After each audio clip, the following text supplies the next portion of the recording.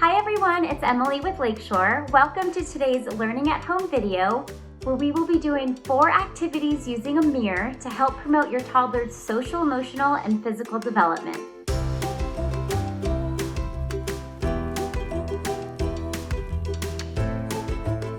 Our activities will also help your child express their inner creativity, as we'll have them up and moving around their body parts, as well as making silly faces. So to get started, all you'll need for the activities is a shatterproof full-length or handheld mirror. Our first activity is a game of imitation. So ask your child to imitate you as you make silly faces in the mirror, move your body parts around, or even show off your cool dance moves. Then have your child take the lead as you imitate them. And as you're playing, ask your child, how many silly faces can you make? Or how many different ways can you move your arms around? The most important part of this activity is to have fun and be silly. In this next activity, we'll work on identifying parts of the body. So have your child stand in front of the mirror and play some music. When the music stops, ask your child to identify different parts of their body. This is a great way for them to explore their body from head to toe. You can also play the music while playing Simon Says.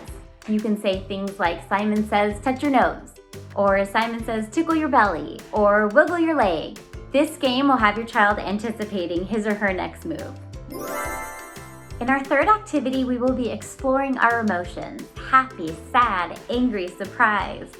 And as you discuss emotions, ask your child to show you their happiest face, or their saddest face, or their surprised look. You can say, show me how you would look if someone took away your favorite toy, or show me how you would look if you heard a really, really loud noise. This is a great activity to assist your child with labeling and to understand how to respond to different emotions. For this last activity, we will work on sorting, building their fine motor skills, and also looking at things from different perspectives. So first, lay that mirror on the ground and place interesting items on top of the mirror. You can use things like shells, pasta, leaves, or twigs.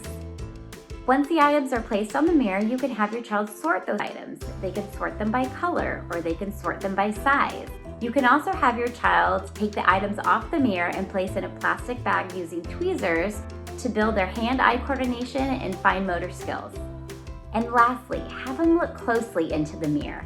What do they see? Can they see the clouds overhead? Can they see the trees overhead? This activity helps them look at things from a different perspective in a fun way. We'd love to see your child learning in action. Please be sure to post a video or photo to social media using the hashtag #LearnWithLakeshore.